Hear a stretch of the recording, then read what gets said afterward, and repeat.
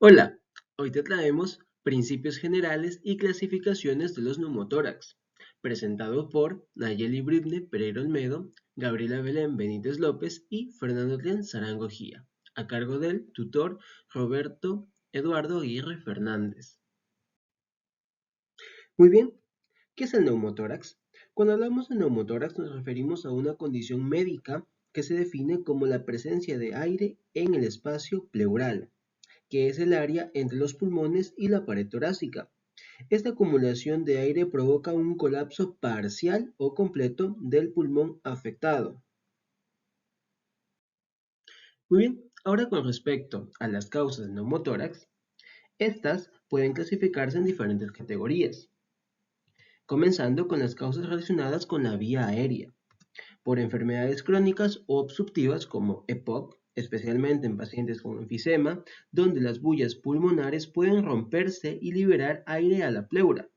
Fibrosis quística, debido a infecciones crónicas y daño pulmonar progresivo, bronquiectasias, que favorece la ruptura alveolar, y asma, en casos severos, con el atrapamiento de aire. Ahora, en las enfermedades infecciosas, nos encontramos con neumonías severas, principalmente aquellas causadas por microorganismos como Pneumocystis jirovecii en pacientes inmunosuprimidos, además de neumonía necrotizante, que produce destrucción del tejido pulmonar y formación de cavidades llenas de aire que pueden comunicarse con la cavidad pleural. Ahora, en las enfermedades intersticiales nos encontramos con la fibrosis pulmonar idiopática, que produce rigidez pulmonar, que aumenta el riesgo de ruptura alveolar.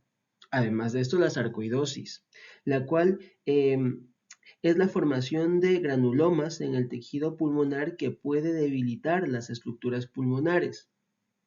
Y el granuloma eosinófilo, asociado a tabaquismo y trastornos autoinmunes.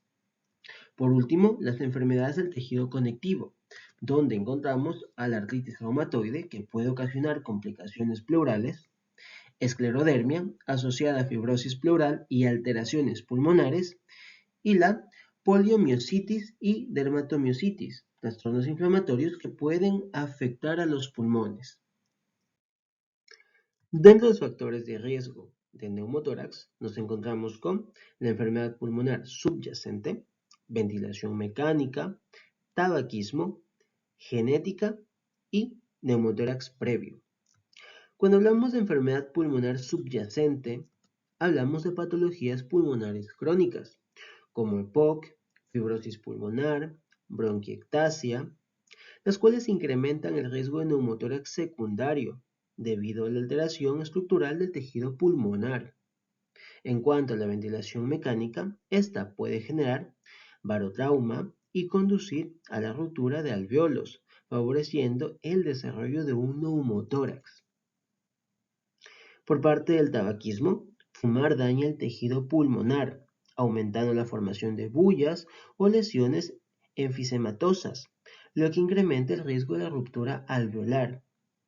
La genética, factores genéticos o hereditarios como los síndromes de Marfan, Ehlers-Danlos, los cuales pueden predisponer a la debilidad estructural del pulmón, aumentando el riesgo de neumotórax.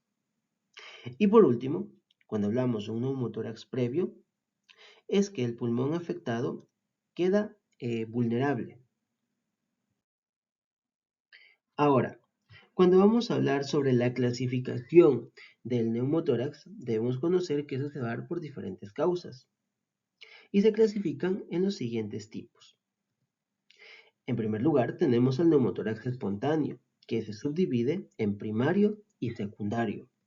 El primario ocurre sin enfermedad pulmonar subyacente conocida, a menudo en personas jóvenes, delgadas y fumadoras. Por el contrario, el neumotórax espontáneo secundario se asocia con una enfermedad pulmonar preexistente, como EPOC, fibrosis quística, tuberculosis o neoplasias pulmonares. Ahora, en el neumotórax traumático, nos encontramos que puede ser abierto o cerrado. En cuanto al abierto, la herida en la pared torácica permite la comunicación entre el pulmón y el exterior, Un ejemplo, una herida por arma blanca o un disparo. En cambio, cuando hablamos de un neumotórax traumático cerrado, este no tiene comunicación externa evidente, generalmente por un trauma contuso. Un ejemplo de este sería una fractura de costilla perforando el pulmón. Ahora, cuando hablamos del neumotórax iatrogénico, este puede ser causado por procedimientos médicos como punción pleural, biopsia pulmonar, ventilación mecánica invasiva o la colocación de catéteres centrales, además de otros. Siguiendo con la clasificación de los neumotórax, nos encontramos con según la causa o impacto clínico, donde nos encontramos al neumotórax simple, el cual, este tipo de neumotórax generalmente no causa un deterioro significativo de la función respiratoria o cardiovascular. Se caracteriza por la presencia de aire en la cavidad pleural, sin que haya una presión creciente que comprima los pulmones de manera severa o desplace las estructuras mediastínicas. ¿Cuál es la clínica de ese neumotórax simple? Los pacientes pueden presentar síntomas leves como dolor torácico unilateral, dificultad respiratoria moderada y en ocasiones una disminución en los ruidos respiratorios del lado afectado. En cambio, cuando hablamos de un neumotórax, atención, este es una emergencia médica. El aire se acumula progresivamente en la cavidad pleural, desplazando las estructuras mediastínicas, lo que puede llevar a colapso pulmonar y shock. ¿Cuál es la clínica de este tipo de pacientes? Estos pueden experimentar disnea severa, taquicardia, hipotensión y signos de hipoxia. Es común la desviación de la tráquea hacia el lado opuesto del neumotórax, junto con una distensión venosa yugular debido al retorno venoso obstruido. Ahora, cuando vamos a hablar del neumotórax según su clasificación por extensión, debemos conocer que esta se va a dar en base al porcentaje del volumen de aire en el hemitórax afectado y se puede dividir en tres categorías, que es pequeño, moderado y grave. Dentro del neumotórax pequeño, se considera un neumotórax pequeño cuando el aire acumulado es menor de 15 a 20% del volumen total del hemitórax afectado. Ahora, ¿cuáles van a ser sus características? Los síntomas pueden ser asintomáticos o presentar síntomas leves como dolor torácico o disnea. Además, el diagnóstico generalmente se va a identificar mediante radiografías de tórax que muestren una pequeña cantidad de aire en el espacio pleural, mientras que el tratamiento en muchos casos no requiere intervención inmediata y puede resolverse con observación ya que el aire se reabsorbe lentamente. Ahora, en el neumotórax moderado, este se considera así cuando el volumen de aire está entre 20 y 40% del volumen del hemitórax. ¿Cuáles van a ser los síntomas? Los pacientes pueden experimentar dolor torácico más significativo y dificultad para respirar. En su diagnóstico, se confirma mediante estudios radiológicos que muestran una mayor cantidad de aire en comparación con el neumotórax pequeño, mientras que su tratamiento, esta puede requerir de drenaje pleural si los síntomas son severos o si hay riesgo de complicaciones como la progresión a un neumotórax grande. Ahora, cuando hablamos del neumotórax grande, este se va a considerar de esta categoría cuando el aire es mayor al 100% del volumen del hemitórax. ¿Cuáles van a ser los síntomas? Este tipo puede causar síntomas graves, incluyendo dificultad respiratoria significativa, taquicardia y signos de hipoxemia. Su diagnóstico se va a dar a partir de radiografías y tomografías computarizadas, que revelan la expansión del espacio pleural con aire y a menudo hay colapso pulmonar evidente. Ahora, en cuanto a su tratamiento, requiere intervención inmediata, generalmente a través de la inserción de un tubo torácico para drenar el aire y permitir la reexpansión pulmonar. En casos severos o complicados puede ser necesaria una toracotomía. Continuemos con la clasificación. Ahora, según la comunicación con el exterior. Este puede ser cerrado, lo que quiere decir que no hay comunicación entre la cavidad pleural y el ambiente externo. Esto significa que el aire entra en el espacio pleural sin romper la integridad de la pared torácica. ¿Cuáles van a ser sus causas? Muy bien, traumatismos cerrados como contusiones torácicas o fracturas costales. Asimismo, sus síntomas pueden ser leves o variar desde el dolor torácico hasta la disnea. En su tratamiento, a menudo se maneja con observación, aunque puede requerir drenaje si se presenta un colapso pulmonar significativo o si los síntomas son severos. Ahora, cuando hablamos de un neumotórax abierto, existe una conexión directa entre la cavidad pleural y el exterior, como en las heridas penetrantes, las cuales este tipo de neumotórax se va a caracterizar por una conexión directa entre la cavidad pleural y el exterior, como ocurre en heridas penetrantes del tórax. ¿Cuáles van a ser sus causas? Generalmente lesiones traumáticas como heridas de arma blanca o de fuego que permiten que el aire de la atmósfera ingrese al espacio pleural. Dentro de sus síntomas encontramos a dolor intenso, dificultad respiratoria, signos de shock en casos severos. Ahora, en su tratamiento, este requiere intervención inmediata para sellar la herida y prevenir complicaciones como el colapso pulmonar completo. Ahora, cuando hablamos del neumotórax, atención, este es la acumulación de aire en la cavidad pleural con un aumento progresivo de la presión intrapleural. Esto ocurre debido a un mecanismo valvular que permite la entrada de aire durante la inspiración, pero no su salida durante la expiración. Ahora, ¿cuáles van a ser sus características? Dentro de sus causas encontramos que puede ser secundario a un neumotórax abierto o cerrado, que evoluciona así como a procedimientos médicos invasivos, como la iatrogenia. Ahora, en sus síntomas, disnea severa, taquicardia, distensión venosa yugular y cianosis. En su tratamiento, es de urgencia médica, se requiere descomprensión inmediata mediante la inserción de una aguja en el segundo espacio intercostal o mediante un drenaje torácico para aliviar la presión.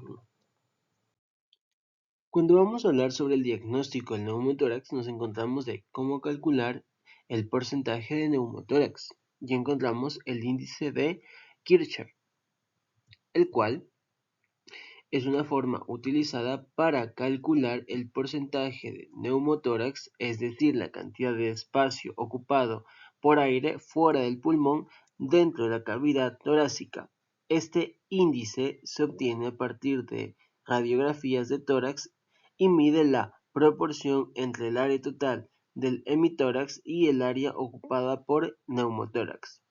¿Cuáles van a ser sus fórmulas? Muy bien, va a ser Neumaticoco Rax por ciento, AB, A por B menos A por B sobre A por B por 100, donde A y B mayúsculas van a representar las dimensiones ancho y alto del hemitórax completo, área total del lado afectado y de la cavidad torácica. Y el A y el B en minúsculo representan las dimensiones del área colapsada que no funcionan en el pulmón debido al neumotórax. Ahora, cuando hablamos del índice Light, esta es otra fórmula utilizada para calcular el porcentaje de neumotórax. A diferencia del índice de Kirch, este método considera las distancias lineales en una radiografía para estimular el volumen relativo del pulmón colapsado en comparación con el hemitórax afectado. Ahora, ¿cuál va a ser esta fórmula? Guión neumotórax va a ser igual a 1 menos b al cubo positivo y a en la parte del denominador igual al cubo por 100, donde a va a significar la distancia desde la línea media del tórax, generalmente la columna vertebral, hasta la pared torácica lateral, mientras que b significa la distancia desde la línea media hasta la superficie del pulmón colapsado, la distensión del pulmón remanente. Índice monograma de Rea. Este se va a basar en la relación geométrica entre el tamaño del pulmón colapsado, el hemitórax total y el volumen relativo de aire atrapado en el espacio pleural. Para calcular el porcentaje de neumotórax, siempre se mide ciertas distancias en la radiografía y se utilizan esas medidas como entrada para el nomograma. Muy bien, ahora, ¿cuál va a ser la fórmula? Esta va a ser A más B más C dividido para 3. Muy bien, ¿cuáles son los componentes de la fórmula? Primero, la distancia entre la pared torácica lateral y el pulmón colapsado en una parte superior del hemitórax. Ahora, la parte B, esta significa la distancia entre la pared torácica lateral y el punto colapsado a nivel medio. Por otro lado, la C es la distancia entre el aire observado lateral y el pulmón colapsado en la parte inferior del hemitórax. Muy bien, se va a seguir hablando sobre la clasificación del neumotórax, pero esta va a ser según el grado. En el grado 1, el colapso pulmonar es menor al 20% del volumen del hemitórax. También la separación entre el pulmón y la pared torácica es mínima. En cuanto a su interpretación clínica, generalmente asintomática y con síntomas leves. Por parte del grado 2, el colapso pulmonar está entre el 20 y el 50% de volumen del hemitórax. La separación entre el pulmón y la pared torácica es más evidente. Interpretación clínica. Los pacientes pueden presentar síntomas como dificultad respiratoria leve o moderada. En el grado 3, el colapso pulmonar supera el 50% de volumen de hemitórax. La distancia entre el pulmón y la pared torácica es considerable con el pulmón visiblemente colapsado hacia el hilo. ¿Cuál es su interpretación clínica?